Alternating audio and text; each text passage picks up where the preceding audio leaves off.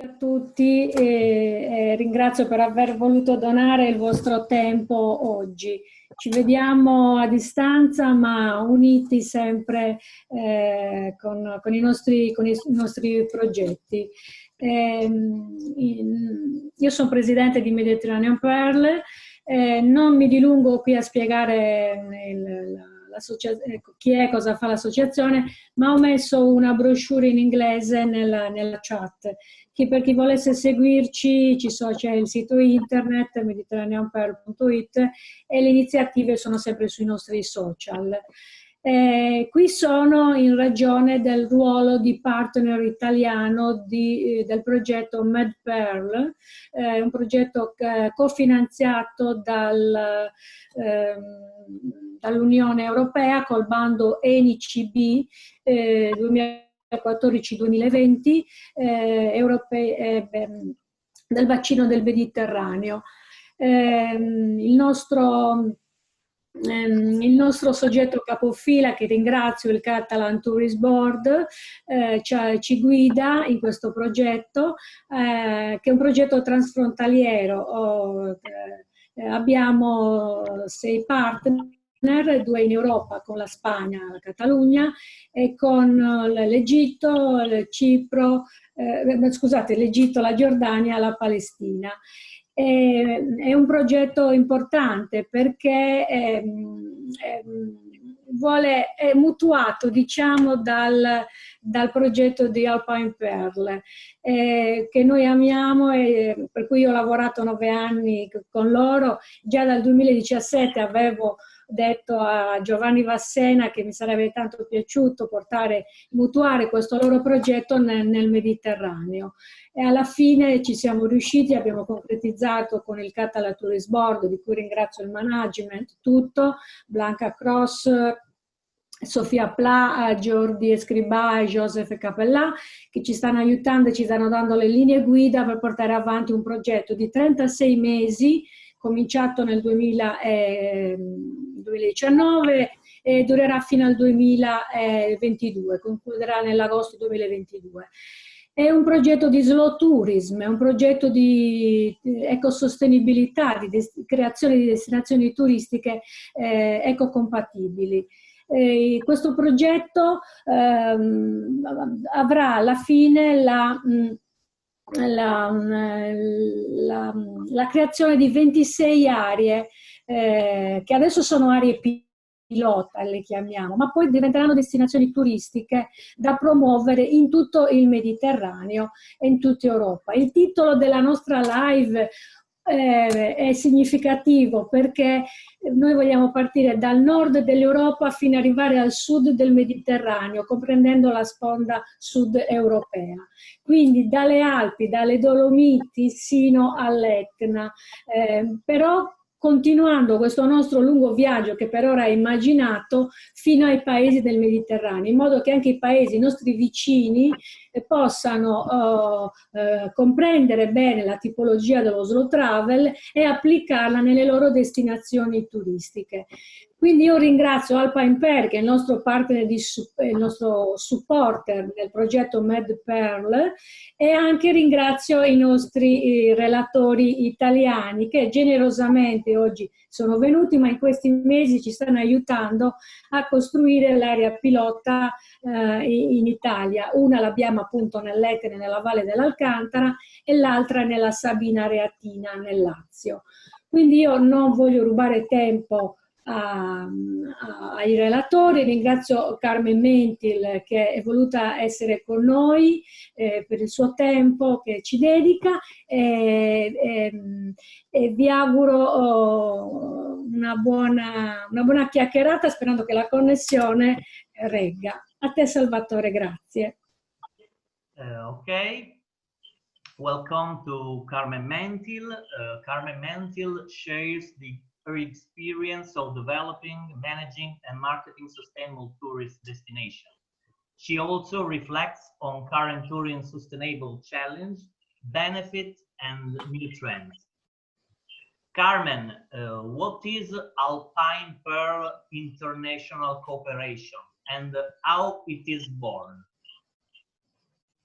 So thank you very much for the possibility.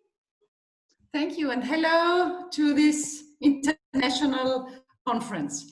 If you want me to, and if I can, I could share my presentation, if we can arrange it. Okay. Technically. We didn't really try it much. Can I share my screen? Okay. Okay. Screen partner. Share screen in basso. Your Ecco, perfetto.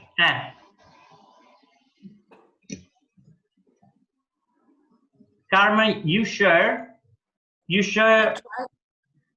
your presentation. Yes, I try. Okay. I don't find it really. Or you can send your presentation and I share screen I. Okay, so I will start and parallelly send the presentation to Debora. Ok. Non ho sentito cosa... Ti sta mandando la presentazione. Sta inviando la presentazione. Qui? Nella chat? Ok, it's okay. Send and you will see it soon and I just start, okay? Okay. 1 second. Okay. Okay, so we're looking back at a reliable, good partnership cross-border in the Alps since 2006. It was actually the idea of a model village in Austria, and with 2 European funded projects in Interreg from 2000 to 2006.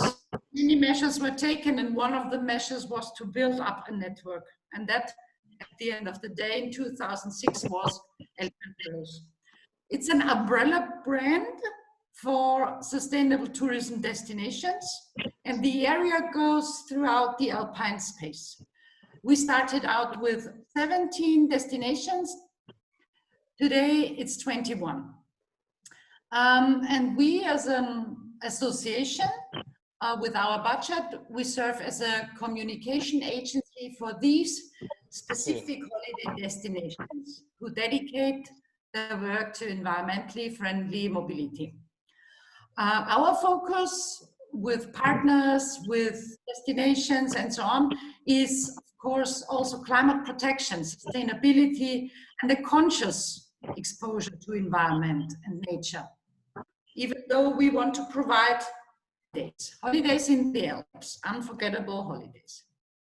So the principal idea is the cooperation for and with tourism destinations, promoting soft mobility for a win-win cooperation with cost efficiency through consolidation of marketing budgets, by development of brand awareness, and of course, the mutual know-how transfer. And we want to reach new target groups. It's not really just like, you know, having a green brand. It's really also an economical fact. We want to bring more guests to our destinations, and more guests traveling without a car, but by train and bus. Okay. Well done. Okay, Karmen, what is Alpine Pearl International Cooperation, and how perception has changed regarding sustainability and swift mobility since Alpine Pearl was born to today? Mm-hmm. Well, again, the question, what is Alpine Pearls? It's the network who does internal and external networking and marketing. And how has the perception changed in the last years? We see a rising and significantly rising interest in the topic by more publications on the topic of sustainable travel, like an increasing number of inquiries to us and to our villages by journalists, by bloggers, and nevertheless by tourists. We see, and like personally, I see an increasing number of invitations to lectures, to universities, to conferences, very international, not just in the Alps, from Japan to Norway, Portugal. So we really see a high increase in this topic, and it is really interesting. We see that we are asked more than before to be involved in project participations. And we see that our target groups, the households without cars in urban areas, is growing significantly. So this target group not owning a car in the large cities, just on their free will, because it's not really handy anymore. We see that sustainability and with that soft mobility has been perceived as increasingly important over the years. The demand for sustainable and soft tourism is continuing to increase. And of course, more than 14, 15 years ago, the topic of climate change has become an more important topic for everybody, like with, you know, starting Fridays for Future, but not only that, you know, so it has really become much more of a topic than it used to be. Okay. And now another question, and what is the added value of the cooperation? Yeah. The most important value of the cooperation? I think for the members, it has two levels. The first level is the internal marketing, the internal communication for know-how and image transfer through the exchange of experiences within the network, with the seminars, the meetings, our projects we do in common, the criteria control we carry out, with all the best practice examples all our member villages have, and so on. So the internal part. And of course, the maybe by money wise, the bigger win-win of this cooperation is the external marketing, where we bundle and pool our marketing budget for the topic of sustainable mobility and holidays. And with that, we increase the brand awareness of our members. And hereby, we of course can easier address target groups. Okay, now the last question for you. What are the changes and challenges for Alpine Pearls' future? Yeah, we've seen in 2019 a good increase for the demand of train travels. So we saw an increased demand for sustainable and soft tourism. And these target groups of people without a car in cities is growing. So the interest in sustainability and sustainable tourism in general grows. That's our big chance. And the challenge is, of course, within our network. Language and cultural barriers in this large project area, which, you know, just costs resources to overcome. On the very short term, I hope really on the very short term, of course, COVID-19 with Corona problems brought more guests just back into their cars. And the trains and buses were empty. So we see that as a short-term development and hope for the best in the very near future. And of course, the challenge is the climate change itself in the Alps, where we have a risk to our fragile ecosystem with the glaciers and so on. And I think also the tourists have to learn to, you know, act differently, to maybe enjoy more regional products, enjoy the delicacies of the region, learn to live with regenerative energy systems, and so on. So big challenges and big chances at the same time. Okay. Fine, thanks. Thanks all, Karmen. And now, this is the following speaker. The one question for Mr. ZULLO. Mr. ZULLO, you were the communication chief of Ente Parco Fluviale of Alcantara, Sicily region, and a marketing expert too. how much important is a slow travel way and a sweet mobility in protected areas?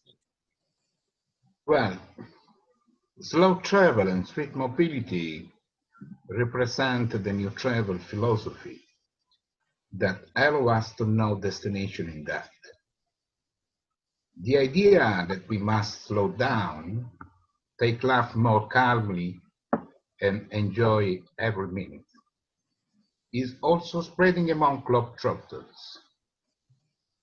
After conquering the kitchen and the sign, the sympathizers of slow living have found new supporters also among tourists, with a new way of traveling, obviously without haste, slowly, to really get to know a place, its population, its culture, and its history.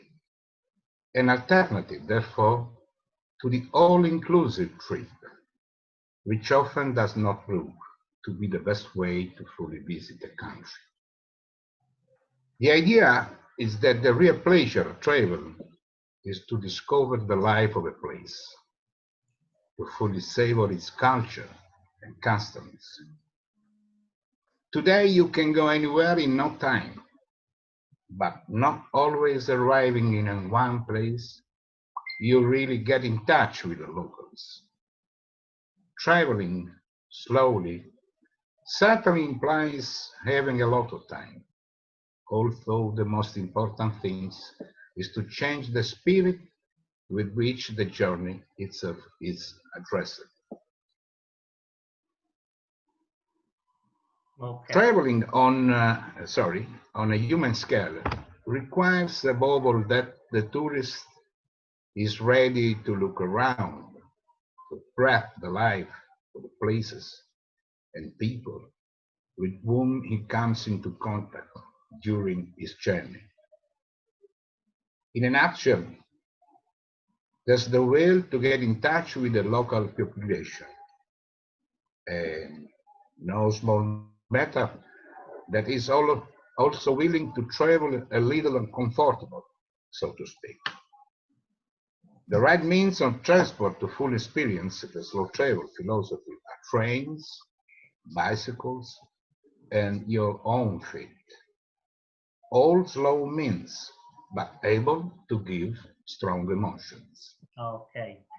Thanks, Filippo. Another question for you. Filippo, what's the most important aim, the most important objective, naturalistic, historical, archaeological, to use a leverage to set a destination in the tourist perception as the pearls of the Mediterranean? Mediterranean Pearls was born in order to promote tourist destination in the Italian and foreign Mediterranean basin that focus on sustainable and eco-compatible tourism. Mediterranean Pearls wants to promote ecological tourism in the sea, hill, river, and lake areas, relying mainly on ecological mobility. Mediterranean Pearls is inspired by the philosophy of sustainable tourism promoted by the well-known international cross-border cooperation based in Austria, Alpine Pearls, privileged partner and support for know-how and best practices. Okay, the third question, Filippo, what can be the fil rouge that will bind the Italian pearls we will born for the MedPearls project to pearls from the other partner, example, Egypt, Jordan, Palestine, Greece, Spain, Catalonia. I believe Mediterranean diet, slow life, and so on. So, the fil rouge is to promote slow landscape, entering gently into places where the historical cultural matrices manage to merge with a single person. Organize round tables on relations between railways and landscape, between disused tracks and their eco-landscape potential. promote environmentally and economically sustainable travel styles. Mediterranean Pearls aims to dictate guidelines and strategies for enhancing tourism towards national and international markets, in synergy with local realities, through the construction of a network of a collaboration between partners based on sharing experiences and through the creation of a communication network. The destination that intend to use this programmatic platform then will be able to improve competitiveness and attraction towards the areas involved, thanks to the creation of a network of sustainable destination, which will be enhanced accordingly. In particular, Mediterranean Pearls is at the service of the territories of the Mediterranean basin for structuring a collaboration with the tourist business system, provide useful tools to the territory and to tour operators, promote the destination's experiential tourism, and offer from a market perspective. Thanks. Okay. Thanks, Filippo. Thanks for your question. And now I want to turn it over to Daniela Marino. Daniela Marino, the audio is okay? Now, yes. Oh, okay. Daniela Marino, CEO and co-founder of Isolani per caso, and Daniela Marino offers experiential and motivational activities in the Sicilian island. How are the holiday proposals structured for a sustainable point of view? And so, how important is soft, sweet mobility to doing this kind of type of tourism? First of all, good afternoon to everyone. I'm very happy to be here, and I'm happy for this invitation to be part of this panel. Actually, Isolani per caso provides experiential tourism and propose activities in the whole territory. And what we are promoting is to get to know for the individual visitors, to get to know an authentic Sicily where slow tourism is really important, and where, of course, it's necessary to propose activities connected with nature, connected with the environment, where sustainability is one of the most important things. And so all the proposals, especially those that we propose, are related to activities connected with trekking, hiking, horse riding, but also the possibility to move without using the car. So people who come to Sicily, of course, has the opportunity to relax, because as also Filippo was saying, something that the new traveler is looking for is relaxing, not having the stress to get involved in the city center. So what we are promoting, for instance, are the interland areas, all the nice and beautiful villages we have in the interland, on the mountains. And so when we think what we can offer to our customers, to our travelers, is what would I like to do if I would be on holidays? I would like to stay in a nice balio, going around, having the opportunity to make a horse ride, or maybe going from one part to the other on foot, discovering and having the opportunity to experience the different landscape.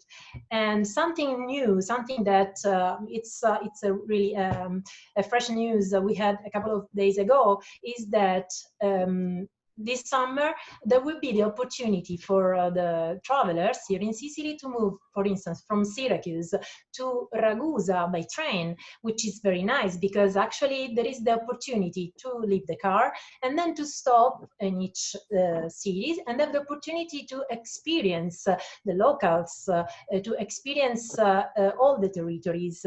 And another new is that also in the Madonia area, there will be the opportunity to move by bus from Cefalù to Petralia Soprana in Palermo area, and you will have the opportunity to go from the sea to the mountain in the same day. So have really experience the slow life. So this new philosophy of the slow traveler wants to stay relaxed, enjoy the Sicilian, in our case, the Sicilian lifestyle, and also the opportunity to experience the true holiday. So where you don't have nothing, you have nothing to do but relaxing and enjoying your holiday. Okay. Well done, Daniela. Another question for you. And the strength of the fledgling MENTIL brand in the trans-European Mediterranean. What's your professional expert opinion about this? Well, I think that it's really the strength point of this brand, this new brand, is that there is a very nice teamwork. So the cooperation among all the countries being part of this project. And this actually, this offered the opportunity to share ideas, to share also case studies, to share also best practices. And this, in my opinion, this can allow and give the opportunity to create a very nice product where there could be also the possibility to put together and to make possible the cooperation between the public and the private sector. So I think this is one of the most important points of MENTIL. Okay. The last question, Daniela. And so, slow travel is a new way to do holidays that is growing in Italy and in Europe too. Yes, I think that actually, and this is also the reason why my partners and I decided to set up this new company. Actually, we are really, we are young. The company was set up at the end of the 2019. And actually, we decided to do that because we believe that slow tourism will grow more and more. It's becoming a really new philosophy. And so this is the right pattern to follow if we want to welcome the new traveler with looking for a different kind of hospitality, a different kind of holidays, vacation. The new traveler is looking for slow time, so he wants to enjoy the territory. He wants to enjoy the holiday in a different way. So I think that this is really, really important. And so we hope that, especially in Italy, in the southern part of Italy, grow more and more. And I think that actually after COVID-19, something is changing here and has already changed here in Sicily and in the southern part of Italy, because I see and I could notice that there are many people moving towards this kind of tourism, sustainability, experiential tourism, a new way of showing the destination to make feel the traveler more part of the destination. So, and this is also our payoff, experience a destination like a local, so be part of that place. Okay, thank you, Daniela. Now is the turn of Adriana Barone. Adriana Barone is a marketing manager of a very established tour operator in the Italian Mediterranean. Adriana, the audio is okay? Adriana? I think so. Oh, so, okay. Yes. Okay. Adriana, what's the target travelers you refer to, and what kind of feedback do you receive from the tourist that wants to do an active and proactive and low experience holiday? So, first of all, good afternoon, everybody, and thank you for all your inputs. As to your question, well, our aim as an incoming and outgoing tour operator is to provide our traveler with tools and instruments to really have an encounter with the territory. This could seem quite trivial, but it isn't, because after many years of experience, we know that superficial tourism still exists and always will. For this reason, we look for travelers, if you are asking for target, we look for travelers who are interested in genuine involvement and active participation in the territory, into the destination. They are not usually the high season travelers. They look at things all around them with curiosity, and they don't think they already know everything because they have a Google search bar on their mobile phone. This means that they still maintain contact with reality, which is quite unusual nowadays. Nowadays it's very difficult, and they want to skip the main route. They want to get lost into the nature, among local people, talk to them, mingle with them, as Mr. Zullo and my colleague was saying. This is the kind of traveler that we look for, and they want to sniff flavors coming from our window of local house, and they are environmentally responsible. But above all, this kind of traveler is not afraid of time. Time is not an enemy. Time is an ally. They want to live it with joy, and they don't need to run. From this kind of traveler, who are not so easy to find, as you can imagine, we get the best feedbacks, because they really feel connected with the territory. They build memories that will stick to them for years, sometimes for life. They want to come back. They really wish to come back, and sometimes they do. They really do.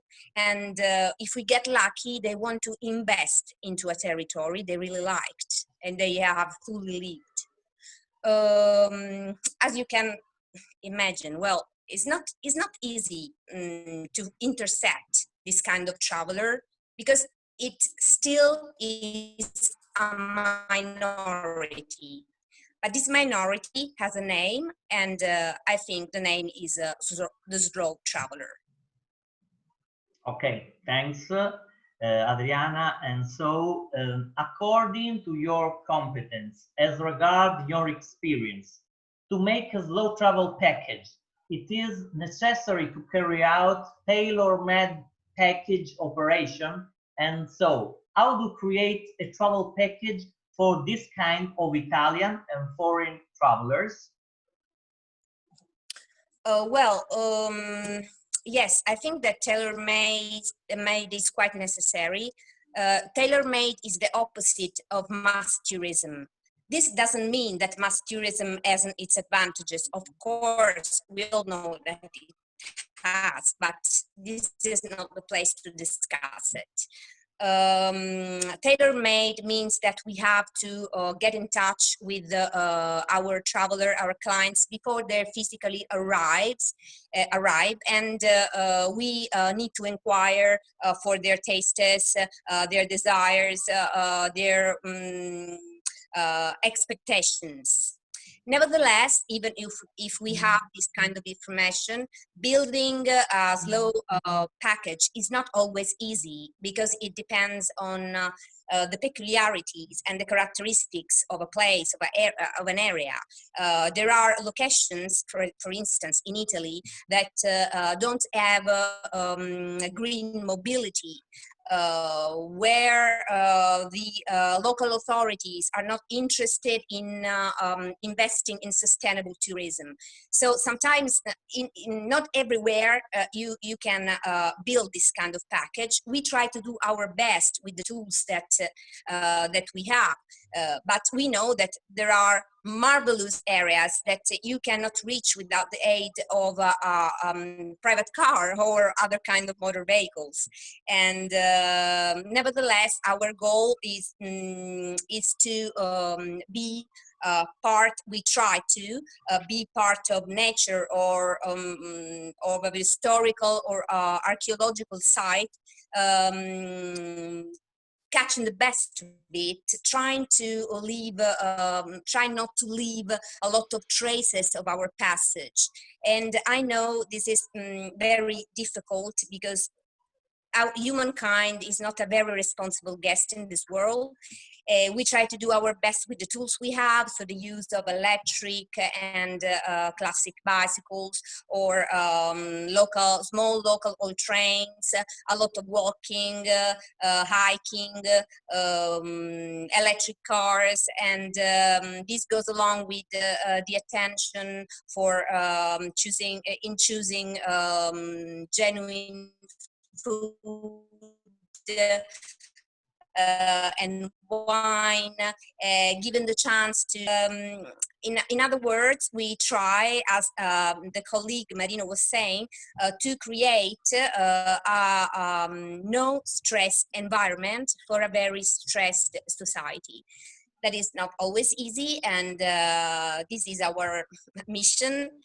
And if we succeed in doing that, well, we can say that we have built a slow tourism package. Thank you.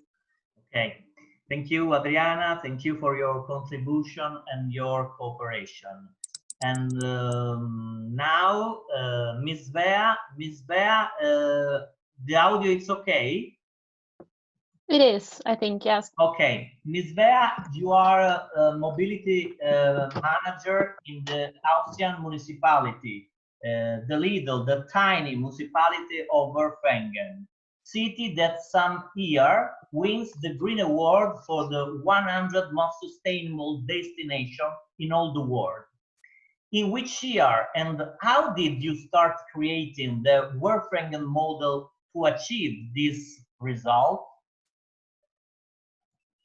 We started creating the whole holistic picture of a soft mobility village back in the early 90s. So 1994, the whole village with all the people who were working in tourism there back then got together and worked on a vision for the village.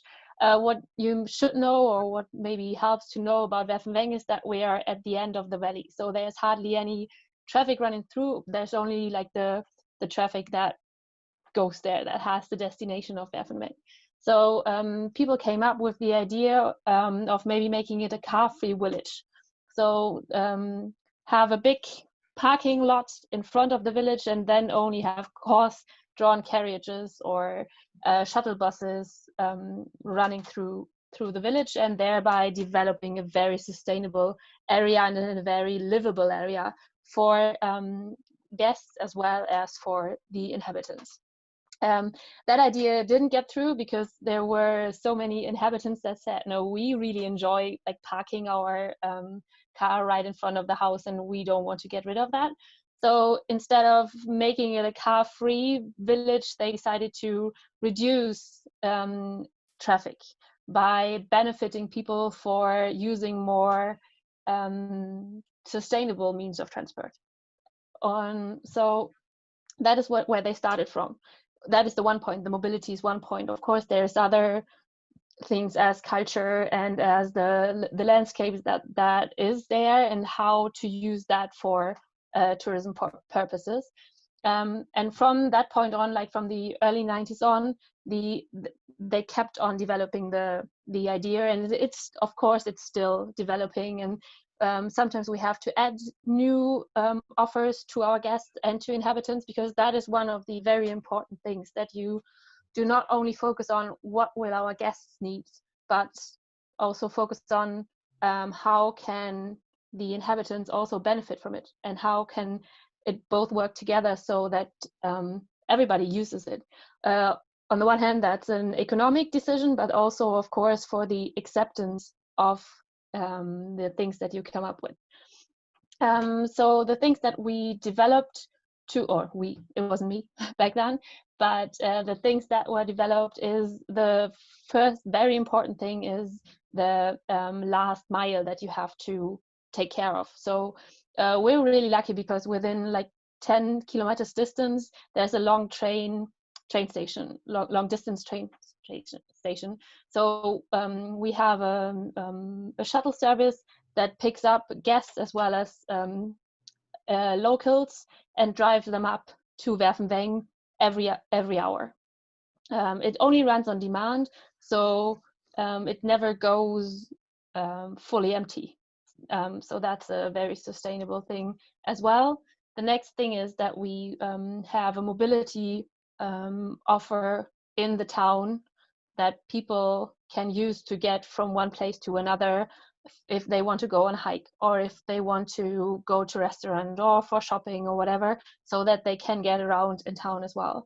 And from that, people or the people responsible back then kept on developing ideas about mobility and kept up picking up trends in mobility to always be the first one to have it. Other than that, they focused on sustainable energy, for example. So we have this local heating plant that runs on local wood and things like that in town. And all this together makes it a sustainable, or more, let's say, more sustainable destination. Okay, thanks, Svea. Another question for you. Svea, the traveler who chooses to have an holiday in Werfenweng, what kind of sustainable tourism services does he find? Of course, I already told you about the shuttle service that we have, and it's not only to secure the first and last mile, like on arrival and on departure, but also we have 3 big touristic sites around our village that almost everybody who visits our area wants to see. That's of course the city of Salzburg, which is about 45 kilometers north of Werfenweng. Then we have a huge ice cave just down the mountain that everybody wants to see, and then there's another fortress that people, especially with kids, like to visit. So instead of having everybody getting in a car and driving there on their own, we offer tours there. There's a big bus running to Salzburg every Friday in the summer month.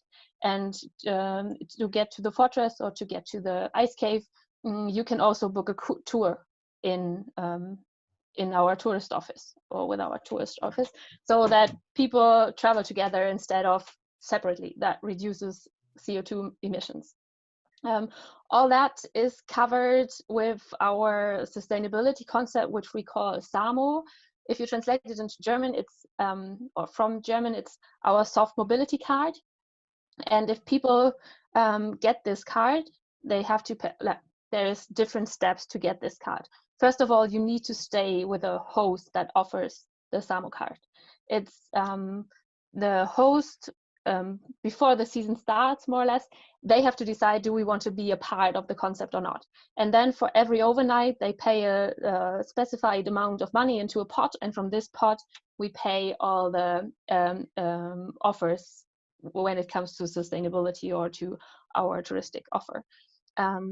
Then the traveler who preferably arrives by train or arrives by car and then is willing to drop off his car key for the duration of the stay gets the SAMO card. And with this card, it's an all-inclusive card. They can use all the sustainable and is focused on mobility offers that we have. So they can take part in these trips to Salzburg and the cave and the fortress. They can take part in guided hikes. There's 5 guided hikes that between 2 and 5 hours during the week that are exclusive to the SAMO guests. We have a fleet of 9 electric cars, BMW cars, that the guests can rent out. in case they want to do a trip or see a site that is not reachable by car, by public transport, or with one of our trips.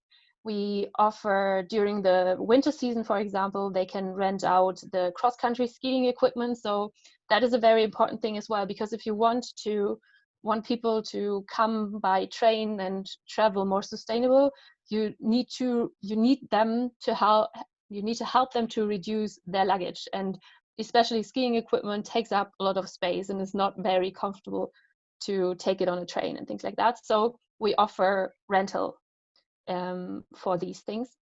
So people cannot rent out cross-country skiing equipment in winter, can rent out e-bikes in summer, and so on. So yeah, reduce luggage and reduce the things they need to bring to spend an active holiday. That's a very important part of our product.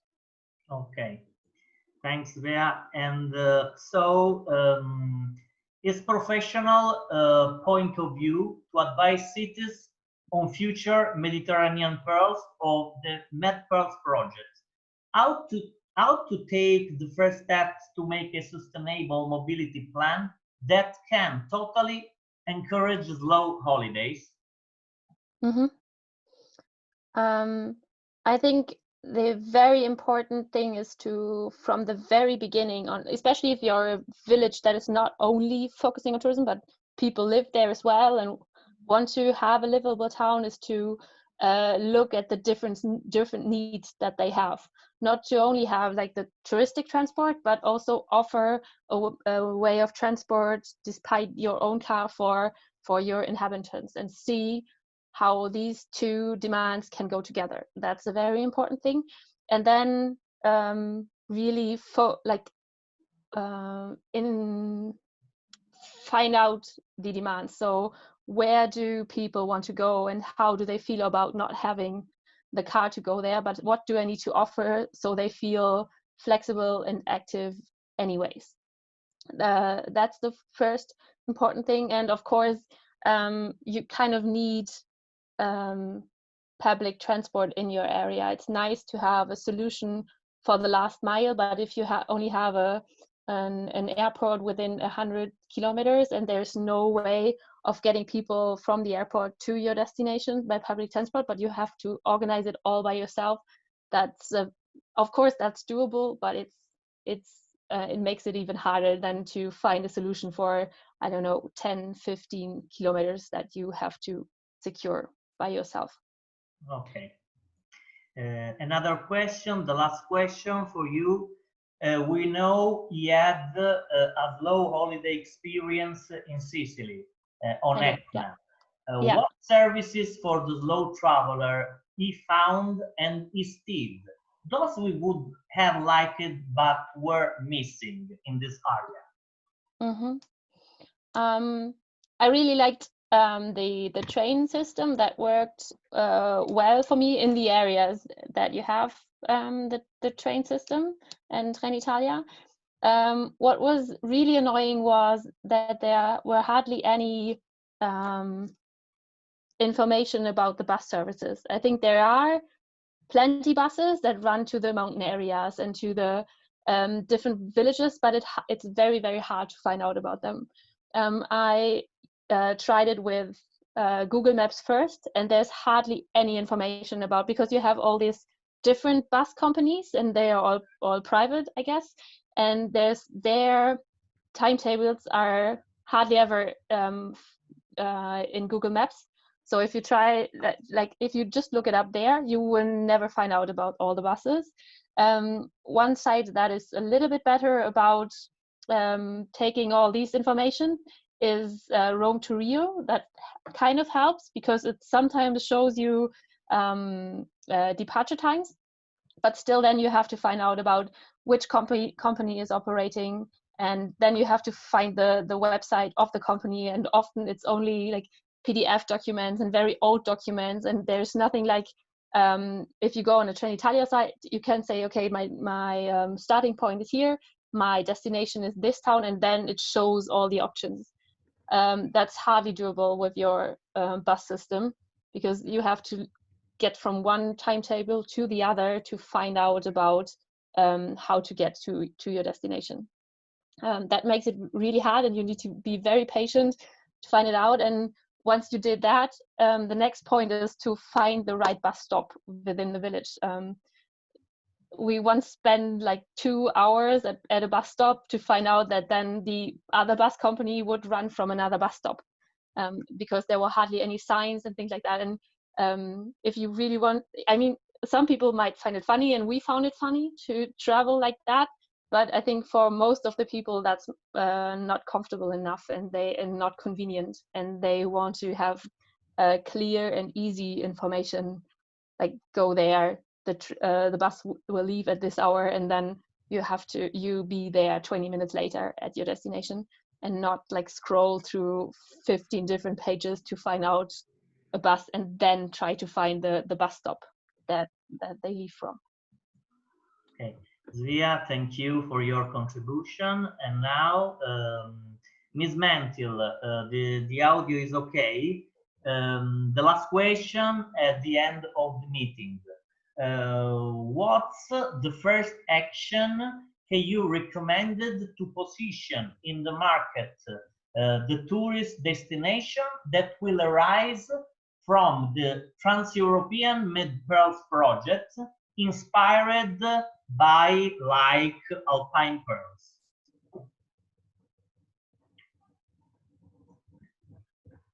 Karmen? That's okay, no audio and no video.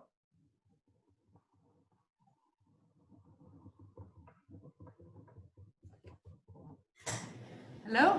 Karmen? Yeah, the line is not very good, but I'm here. Okay, I can repeat. Yeah. The last question for this meeting is what's the primary, the first action you recommend to position in the market the tourist destinations that will arise from the Trans-European Med-Pearls project, inspired by Alpine Pearls strategy? Huh. Good question. Maybe I can say altogether 3 recommendations for the marketing positioning. Please don't forget to, I don't know if you already do it, work with the hotels, develop some hotel cooperation within the municipal and regional cooperation. You need the hotels as the talking station to the guest.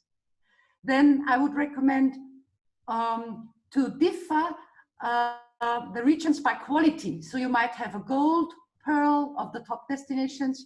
You might have a silver med pearl, which is, you know, quite good level. And maybe you want to have a starter pearl where you have very interested villages who want to develop, but they are not perfect yet. So if you want to put them on the market, give them a name like, you know, starter or whatever. And the third would be focus on specific target groups who are asking for the offers, and not focus on people in the market who you do have to convince by force and explain 100 times what does it mean to be sustainable. So it's much easier to focus on a target group which is already prone to green traveling. That's my 3 recommendations. Okay. Well done, Karmen. And so I thank everyone for the attention, for the listening, and in particular to our most illustrious speakers and the Mediterranean Pearls team who organized the live event with Alpine Pearls and the expert in our and more sector. I will meet you in 2 days on 48 hours on the YouTube channel where you can watch the live for the benefit of those who today we are unable to be with us to listen. I take also this opportunity to communicate the latest appointment with our live shows of the summer season. It will be 31 of July of this month, where we will present the potential, the peculiarity, and the way to carry out slow travel activities in the Italian area called Sabina Reatina in Lazio region. Good summer, good evening to you all from me, hoping for the end of the pandemic period, from Debora and from the Italian Mediterranean Pearls team. Okay. Thank you. Okay. Thank you. Grazie, ciao a tutti. Thank you. Thank you. Bye. Bye. Bye-bye. Thank you. Have a nice evening. Hello, thank you. Hello. Bye bye. Thank you.